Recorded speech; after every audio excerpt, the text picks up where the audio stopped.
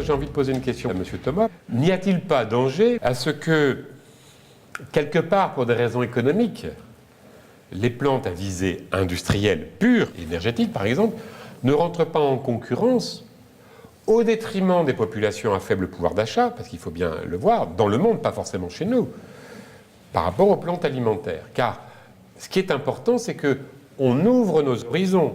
On n'est pas là uniquement pour s'occuper de l'alimentation des gens du Nord. Ce qui est important, c'est que la planète entière ait de quoi se nourrir.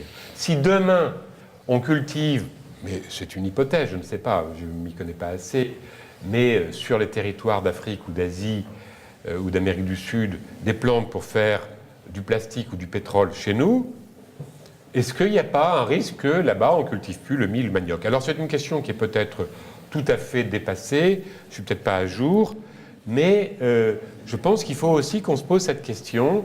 Nous devons avoir une solidarité alimentaire, c'est très très important que nous soyons capables de penser non pas en termes de petite économie ici, mais en termes vraiment mondiaux. L'évolution de la réflexion à l'heure actuelle autour de l'activité, enfin, qui représente à peu près le pôle industrie agro-ressources, mais même de manière plus large, c'est que nous allons aller vers un système dans lequel il y aura une très très grande proximité avec l'agriculture à vocation alimentaire. Et c'est lié à beaucoup de choses, c'est lié au développement des technologies. Les conditions sont en train d'être remplies, et nous en particulier dans le pôle, on a un gros programme qui s'appelle Futurol pour la valorisation de la lignocellulose pour faire de l'éthanol, mais l'éthanol c'est un premier exemple. À partir du moment où vous êtes capable de ce qu'on appelle maintenant comme expression déconstruire la lignocellulose, vous avez des sucres fermentescibles, vous pouvez faire tout ce que vous voulez avec, y compris, le cas échéant, les antibiotiques.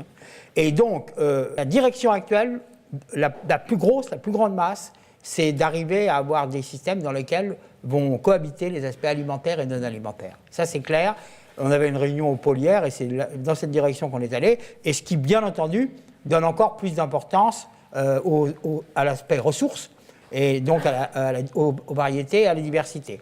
Vous avez cité les plantes dédiées. Alors c'est intéressant aussi les plantes dédiées, mais il est clair aussi qu'avec les plantes dédiées, l'archétype de la plante dédiée c'est Miscanthus, dédiée à des applications de type industriel ou de type énergétique.